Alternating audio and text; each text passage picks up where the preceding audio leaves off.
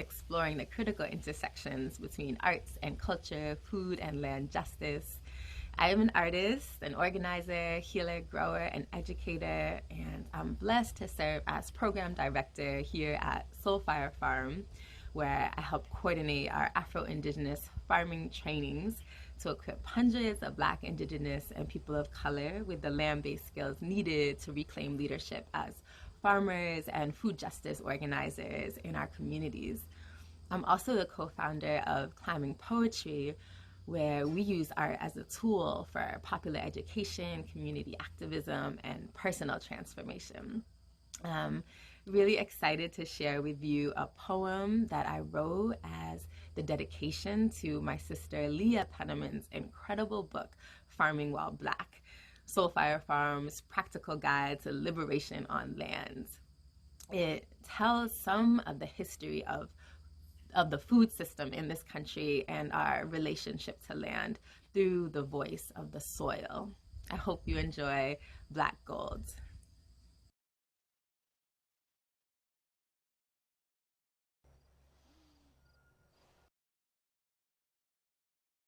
I am evidence of love under fingernails, kneecaps stained from kneeling to pray, sacred remains of yesterday, fertile with future.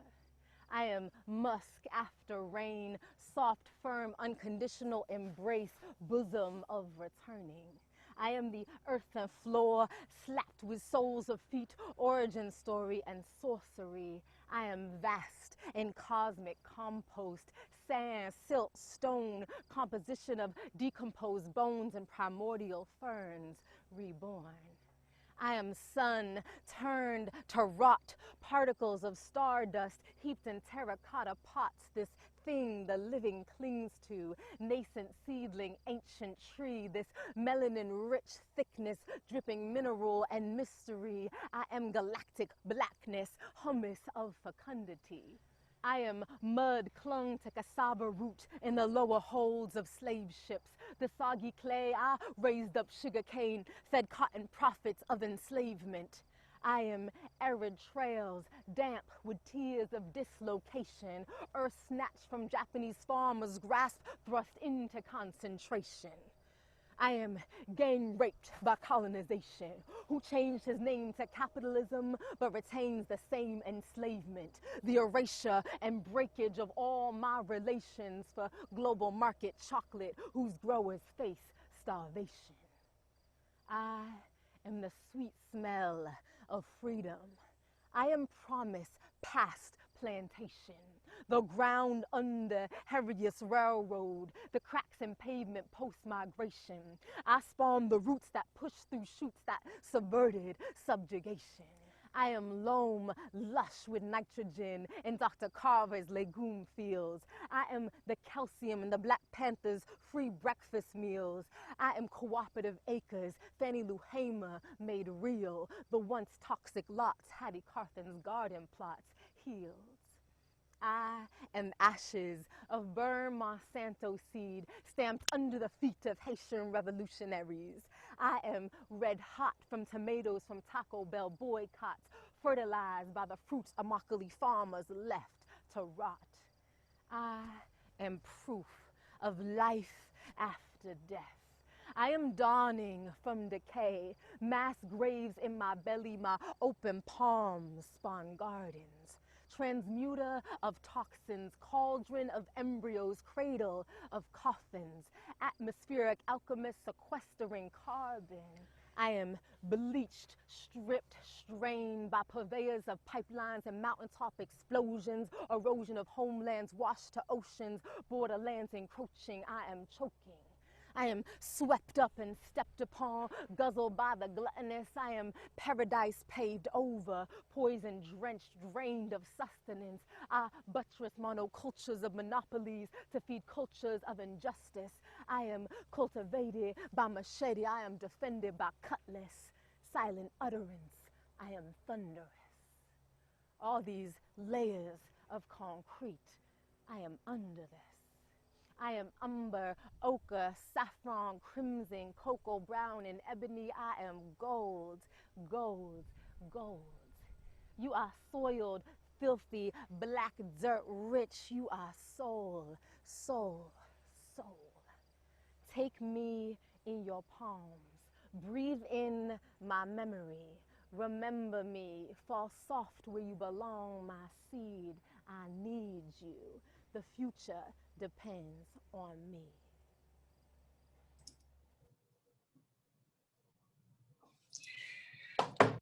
Hi, everyone. Welcome to our webinar. Wow, I'm still just taking in those words from Naima, and I appreciate everyone coming along for the ride in us trying out something a bit different with this and starting with a short performance. Naima couldn't join us live today, and so that's why we shared a recording, but I'm really grateful that we could still experience that performance and those words. So my name is Maria Elena Rodriguez. I'm a food systems specialist with DAISA Enterprises, and I'm thrilled to be co-hosting today's webinar, exploring arts-infused food systems change, along with the Wallace Center.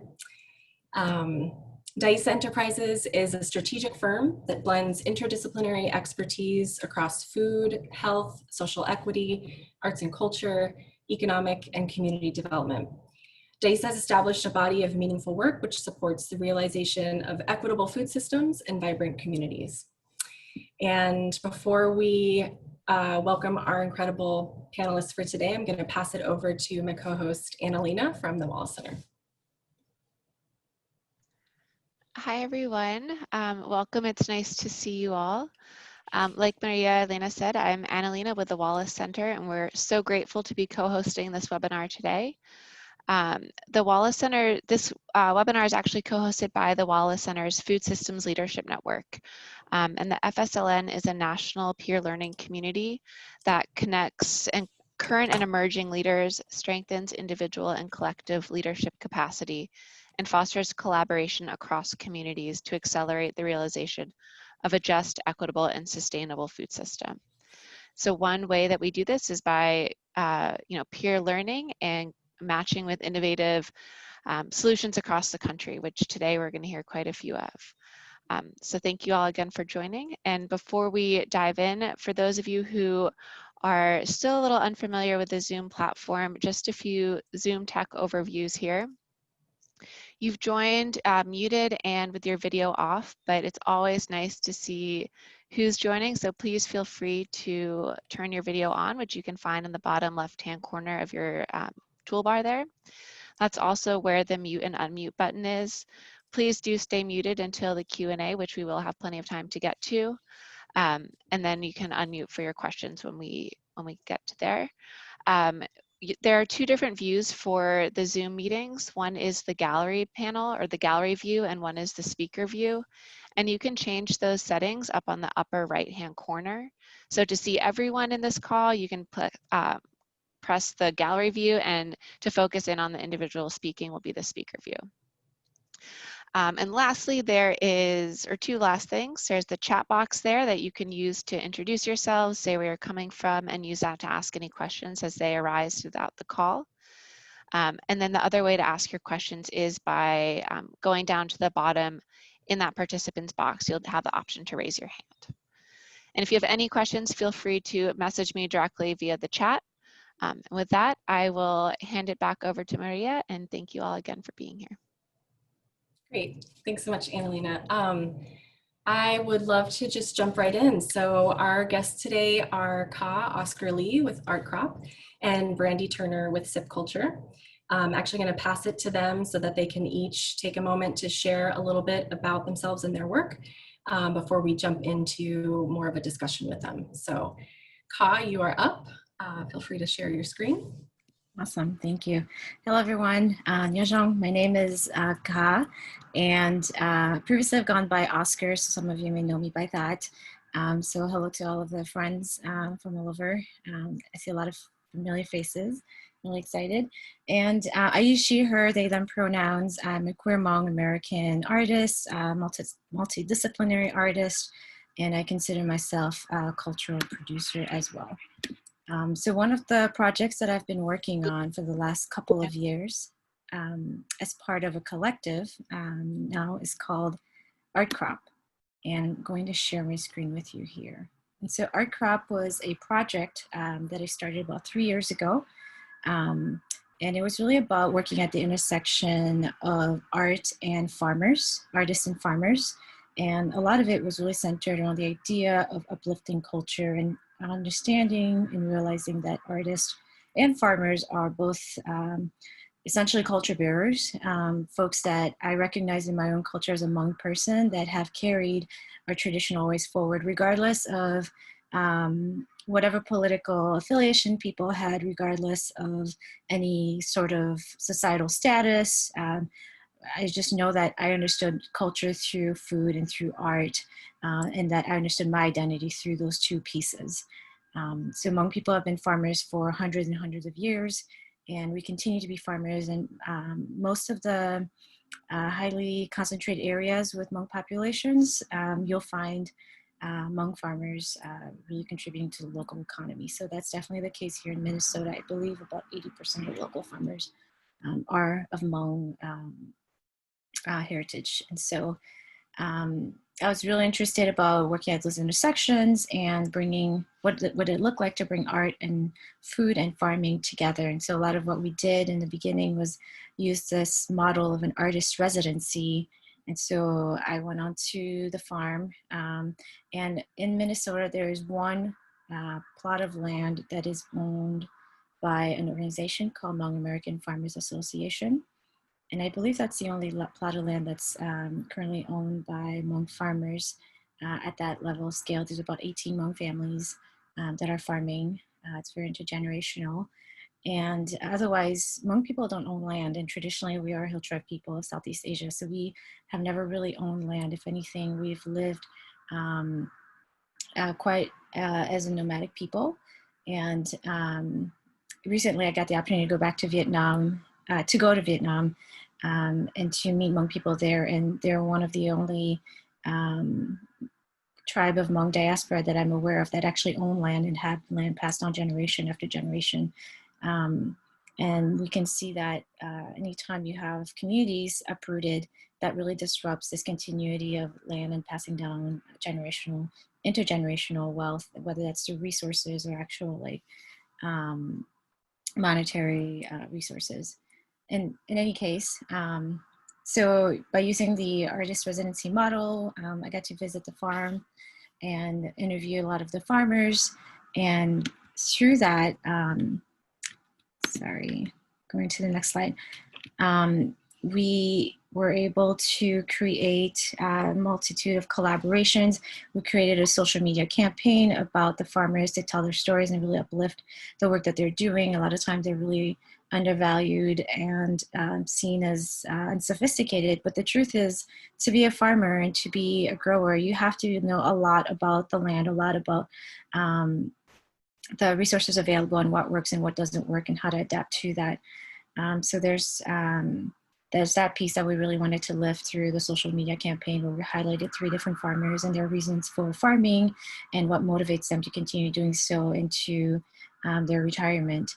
On the left side, you'll see I created these coasters, and these are hemp, batik hemp coasters, and they're textiles that were created from Southeast Asia, and that's a traditional art form of Hmong people. And I was able to reconceptualize this into like a contemporary way of using it, and that was through creating this set of coasters accompanied by a poem. And every subscriber members of this art share essentially was combined with a CSA, community supported agriculture share. So when you bought a share, you had the opportunity of getting this art piece and this set of fresh produce. And so that was the first year essentially. We had to do a lot of education on the concept, and so I worked with other Hmong designer, another Hmong designer and artist to help me really conceptualize that and really introduce that concept to people and merge the two together. This in our second year, we did more work focused on creative facilitation for the staff at the farm. We were able to use creative facilitation to get staff members to think about how they value the work that they're doing and what it means to them, and how to infuse art in part in essentially in like their practice as staff on the Hoffa farm. We also worked with another artist that year to bring in an illustrated recipe. So this is really about bringing like contemporary Hmong art and what does that look like. And so for this particular year in 2018, we worked with Hmong artist C. Ryder, who created an illustrated recipe here. And that also was an art share that folks were able to purchase along with their produce share. And then in the last year, we worked with a farmer duo who's actually two sisters who I've known them for a very long time, and I've always known them as artists and designers, particularly like fashion designers. And when I started Art Crop, I never really knew where this was actually going, but it was more of an investigative process. And in the end, by year 3, we had discovered that these really great artists in our community were also farmers. And that made complete sense because that is how the way that Hmong people have always lived is like, depending on the season, they're just changing their trade. And so in that sense, we were able to connect with them, and they are flower farmers and they continue to do this work. And so we invited them to create a product that was from the work that from the crops that they farm. And so they decided to create this beautiful set of candles that people were able to receive with their food share. And then the other piece about this is that we also, through the artist residency process, we've continued to create public art installations. And so with the structures, we've created different murals to really bring attention to intergenerational folks, intergenerational families, and really inspire what farming looks like in the future ahead. You can find a lot of the additional work samples and additional images and concepts on our social media and our website. And with that, I'll pass it over to Brandy. All right, thank you, Ka. Good afternoon, everyone. I really appreciate being invited into this space to have a conversation with each of you. I'm Brandy Turner, and I'm the co-director and program manager here at Digi Culture. Just to provide a little bit of background about me, I was born in the North and raised in the South by two very proud Detroit natives who practically embodied the heart and soul of Motown.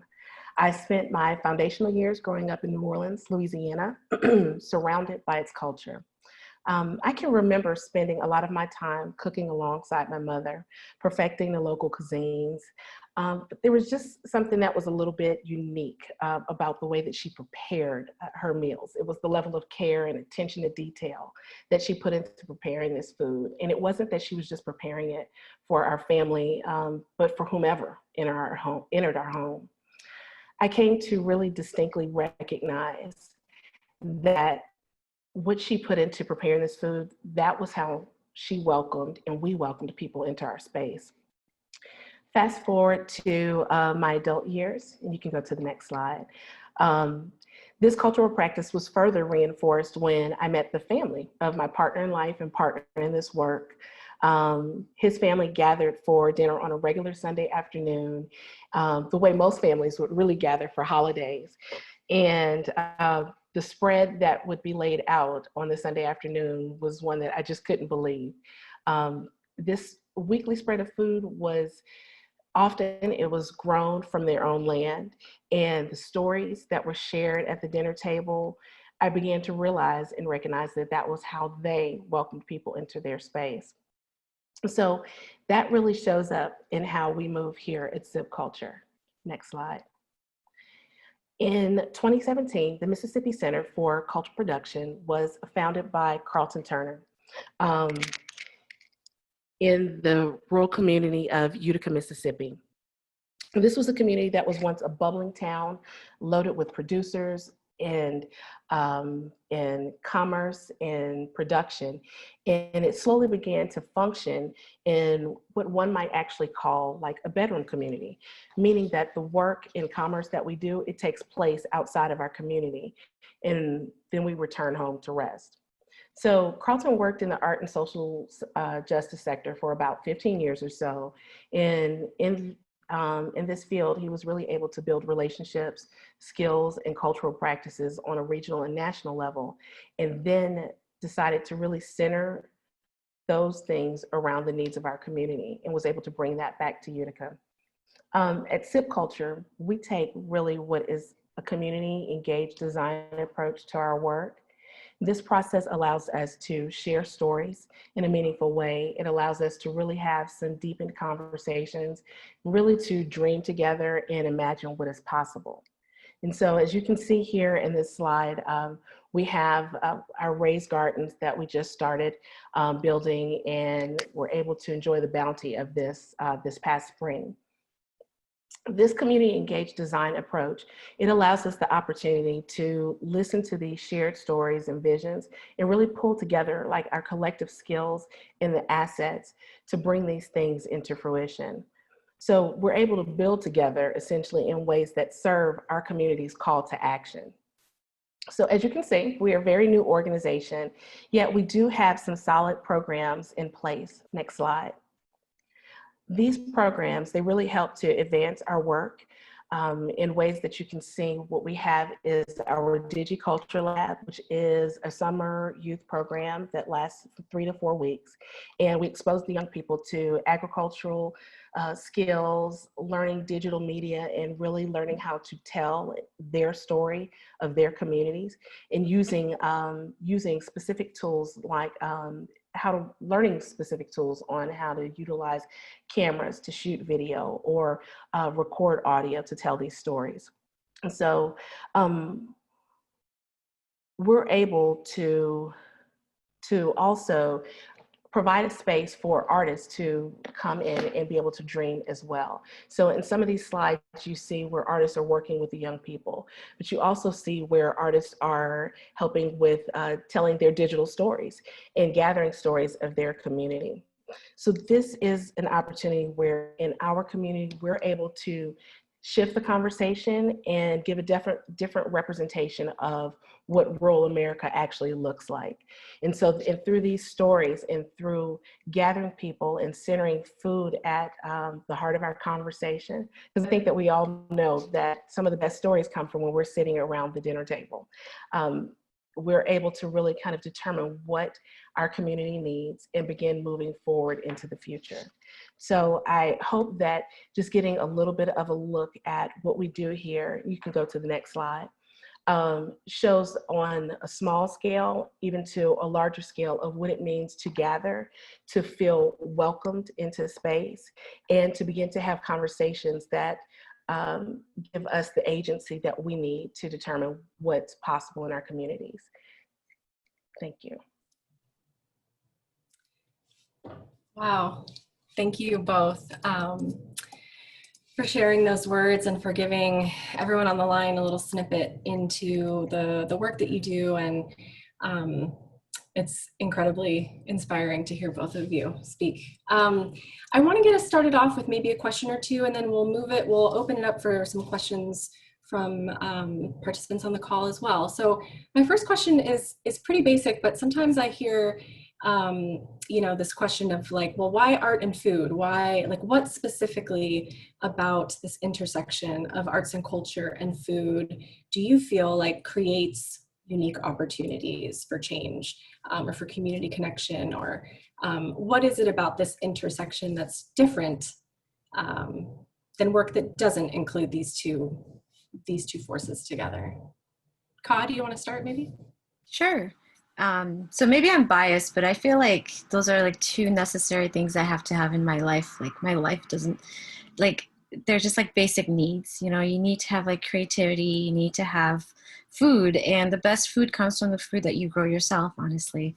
I am a city person, I live in the city, and so for most of my life, my community has been, focusing on adapting to becoming an urban population. And so there's a lot of things that we've left behind as traditions because of capitalism, because of need to adapt and to like have provide for our families in urban settings. But I very much know that Hmong people have always been artists, and that when we weren't farming, we were always crafting and creating and documenting our way of life or culture through clothing, songs, stories. Even food is an art in itself. And so for me, it just made natural sense. And I really, really wanted to reconnect to my own sense of identity and culture at the end of the day. And this is the best way that I knew how to do that, especially as a person that lives at the margins of my own community and mainstream community. It was like, okay, how can I reclaim my identity and reclaim what culture means to me? Culture is not stagnant. And I really felt that art and food are really ways that are accessible for a lot of people to experience culture without judgment. Kai, I have to echo what you just shared. And that's what I was just thinking. It's a basic necessity. It speaks to something that everybody here can identify, our need for food to take care of ourselves and sustain ourselves. You know, we're in an unfamiliar time where all of us globally are really looking at what's essential. Now, there have been times that in parts of the world that has always been how people moved. But, you know, here in the United States, those are things that some are able to actually take for granted. And so when, you know, this pandemic, you know, struck, I found that that was the one basic thing that people immediately felt like that they could control. People immediately began planting seeds in their garden or asking questions or, you know, planting raised beds. And this is, you know, something that my husband and I noticed that, you know, this spring we've seen more gardens in people's, you know, in the community, but in people's yards than we've, you know, seen in a really long time. So I think it's, you know, it's understanding what's essential. And when you think about arts and the culture that we bring, you know, arts is a form of expression. And so, you know, some people were expressing growing their own food. That's how they were expressing themselves. You know, the stories that, you know, are shared through these, you know, really difficult experiences. This really just has us at a really, in a unique prime time to really shift how we function and operate. You know, it's not so much of getting back to normal, because normal really probably was not a sustainable practice. So I think that it makes it really really prime for food and arts and culture to really be at the center of conversations and how we all move in and out our days. Fantastic. Thank you. And I put a note in the chat, but I want to, you know, move into a couple questions from you know, folks on the call as well. I'll pose the question to you two quickly while we're, you know, waiting for any questions to come through the chat box, or also feel free to raise your hand. But I want to ask Brandy and Ka quickly, how has your experience been accessing funding to do this type of work? I can share. Go ahead. Yeah, so I'm based in Minnesota, and we're really fortunate to have a strong state infrastructure on public art dollars. A portion of our sales tax goes to the arts, and a lot of that is being impacted by COVID because the economy is down. But we have some infrastructure around that, and that's really allowed me to actually become an artist. I don't think that would have ever been possible to explore that. The other thing too is like doing arts and agriculture has really been challenging for people to like think of it as art because I'm accessing arts funding. And so I've really had to lean on the types of funding that is about creating community. And through that, I've been able to pilot this project and continue to expand it. If it wasn't for funding that actually cares about communities, I don't think that would be possible. In all honesty, the way that our crop operates too is also trying to lean into a capitalist system until we know what to replace that with. And so it's not, as a person, I care about social justice, and that's how I grew up as an artist. But I also understand that we live in a capitalist world, and it's a necessity to figure out ways to pay our artists and pay our farmers in equitable ways. And so it's absolutely important to think about that aspect of it. but also the other part of it is like kind of returning to a barter system, and what does that look like? And a lot of that is based in relationship. And so yes, funding has been really important, but relationships have been key to make this project successful.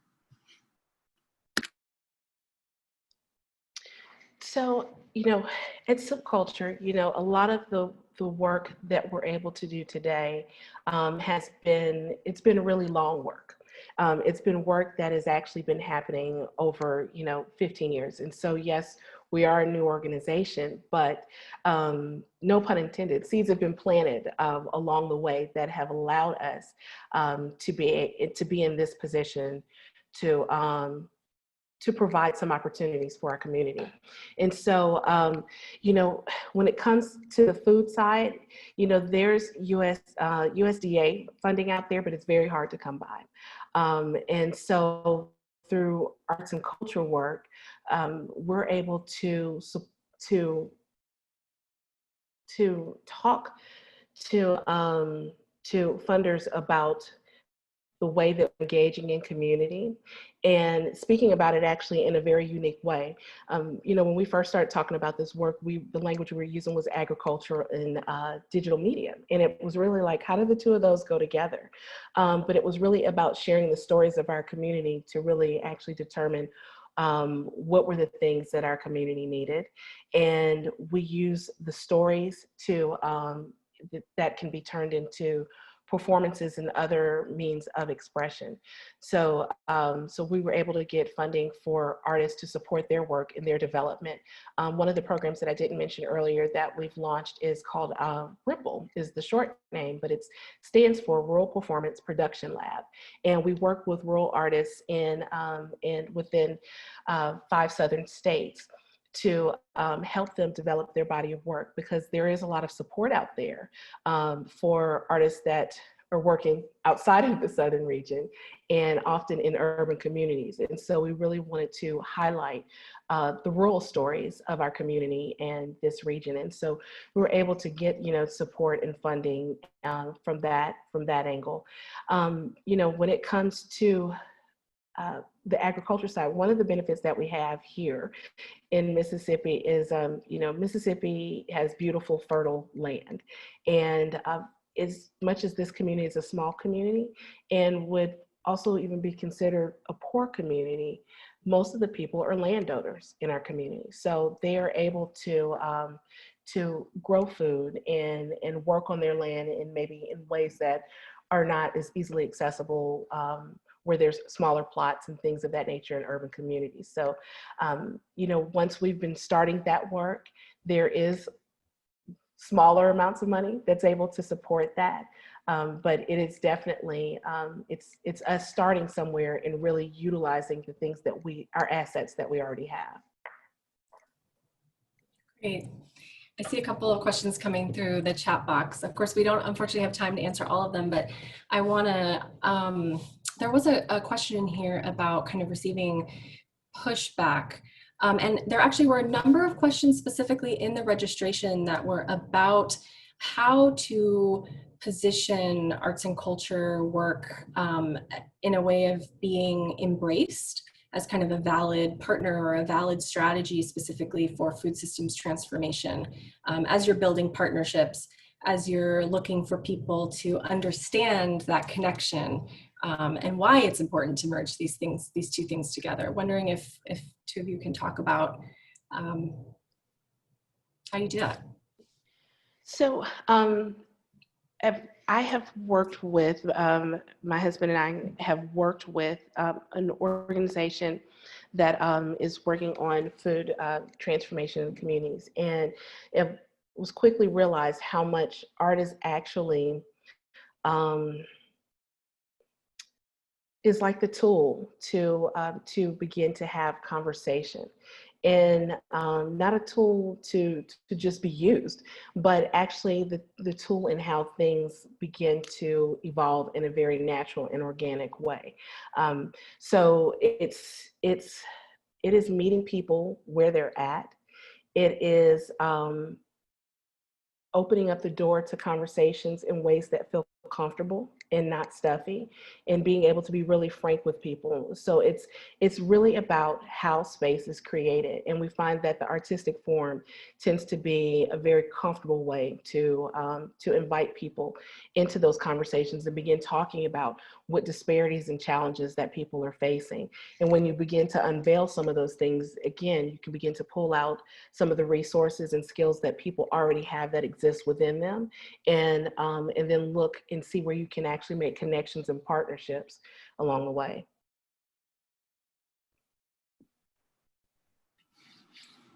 Yeah, so for us, I think the push, it wasn't so much pushback, but our communities as refugees have been struggling for so long. We've been here for about 45 years, and we're not new, but we're not like, we haven't been there for like super long either. So we're about like second and third generation in. A lot of second and third generation folks don't want to farm anymore. These are not the things that our parents had hoped for us, because they came from like deep poverty. And so some of the great things that we're able to discover through engaging in the art strategy is the art of storytelling and lifting the reasons why our families engage in this work in agriculture, and how it nourishes not only their bodies, but also them spiritually and mentally. And so through our social media campaign, we're able to like retell the stories of farmers. And the thing we keep hearing about them is that their kids don't want to be farmers, and people are not interested in that. But then, and that it's really hard labor. And that's what it comes down to. Like, Hmong farmers get undercut all the time at farmers market. You'll see people trying to get like deep discounts on produce that they spend like the majority of the year growing with their own bare hands. And they will like, people will take advantage of that all the time because they see that they're a minority farmer, but they're not white, basically. And so there's a lot of racism that happens, and we were able to like, you know, really hear some of those hardships and remember why their work and labor is so significant, and share those stories on social media, which then like was able to attract the attention of like second and third generation Hmong Americans, or like, oh my gosh, just to get us to look at our community again and like to really value the work that our elders are doing. We're also able to find that there are second and third generation Hmong farmers, and they're innovating on the businesses that their families have. And so that was very encouraging as well.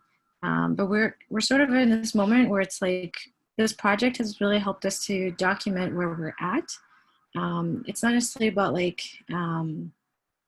drastically making change, because we know change doesn't happen overnight, but it's about like trying to create this small intervention where we can assess where we're at as a community, and how can we re-engage people to think about the source of produce and how much more valuable that is when it comes from our own family. And like, a lot of the communities have taken that for granted for a very long time. And I think everyone here is like really cares about agriculture, but the reality of it is like so much of it is mass produced, and we can find it at all sorts of grocery stores at all hours of the day, which, like all times of the year. And when you're really like reinvesting back in local agriculture, you're really like so much more sensitive to things that are around you. And so this project has really helped us to lift the stories and then create avenues for people to reintroduce them to like, okay, what is it like to support your local economy, your local farmers, your local artists? Great. Thank you both. Time is just flying by, and we did want to give everyone an opportunity to spend a little bit of time in breakout rooms just discussing further these topics. So Elena is going to help get us there. We're going to broadcast a couple of discussion questions. I'm also going to put them into the chat box right now if anyone wants to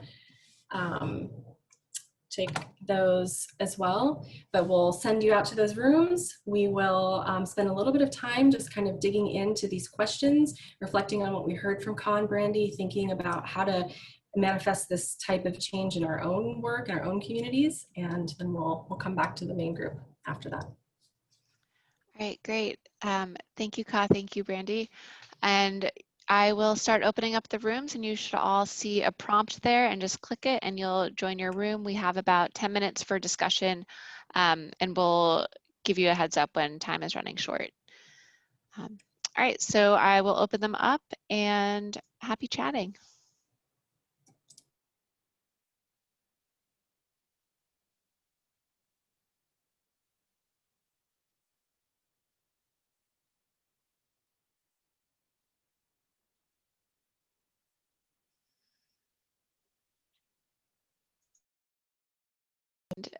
It looks like people are trickling back in.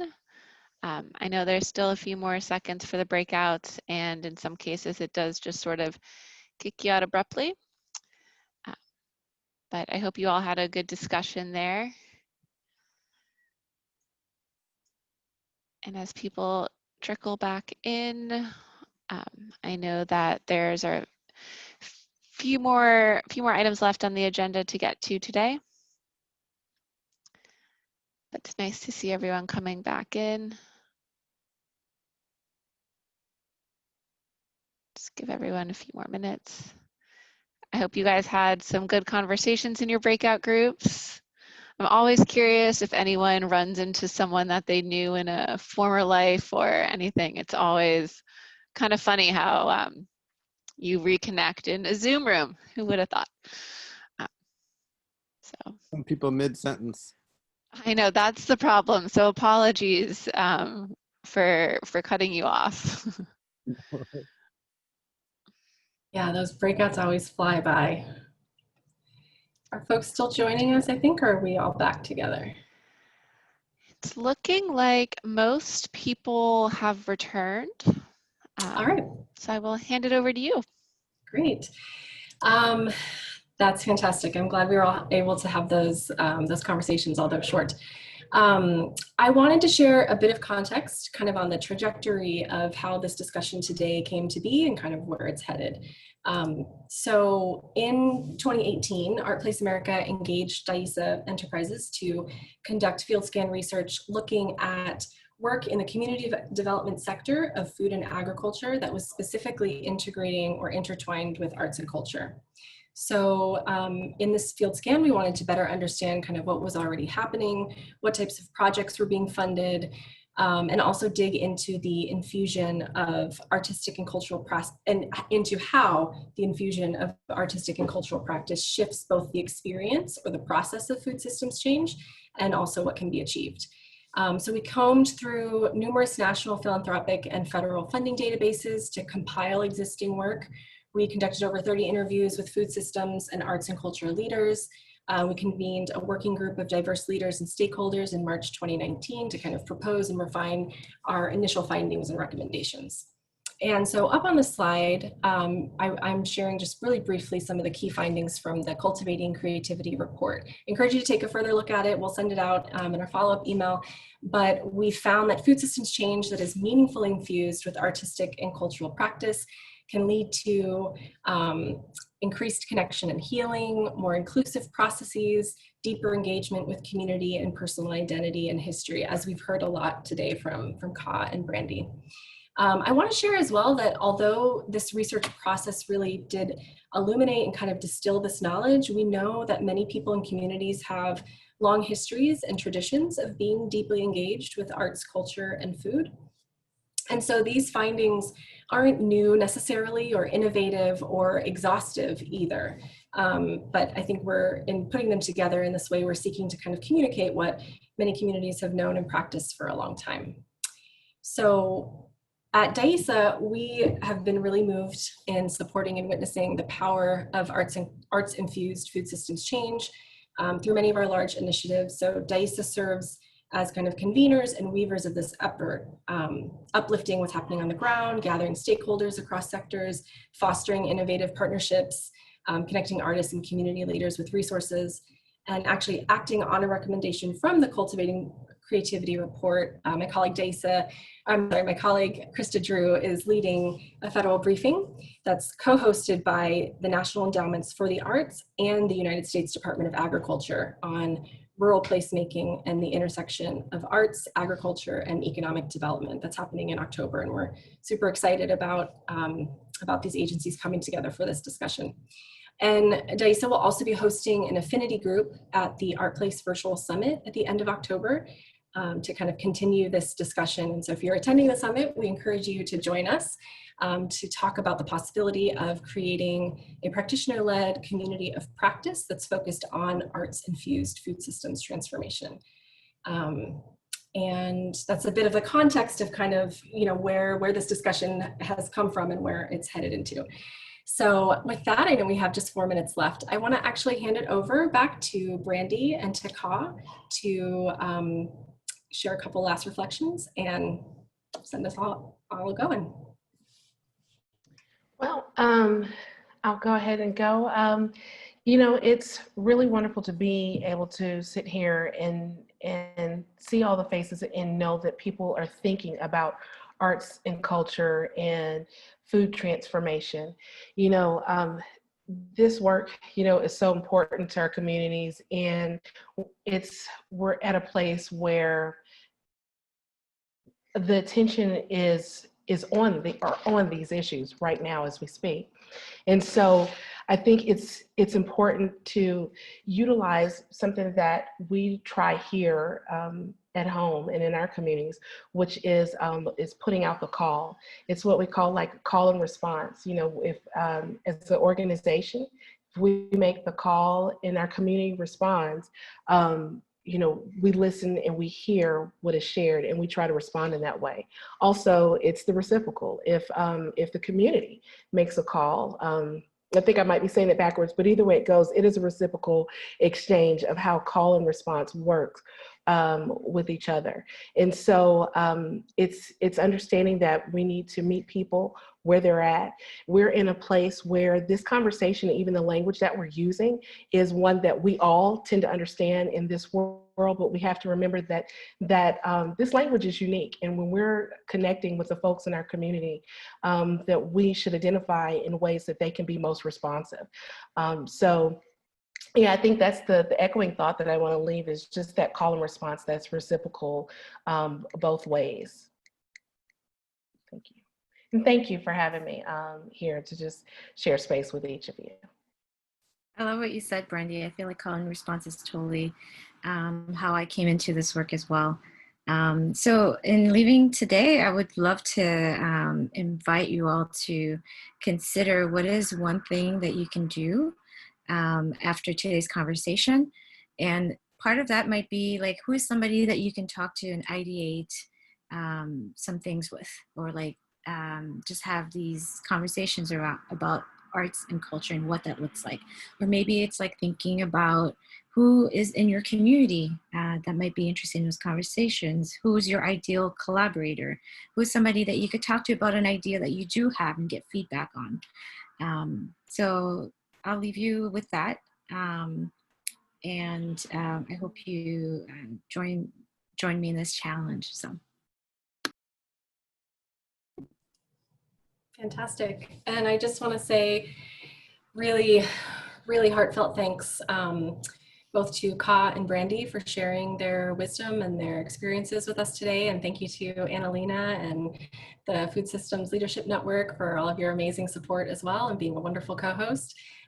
We will be sharing out a recording of today, and thank you all for joining. It's been a great conversation. Bye, take care.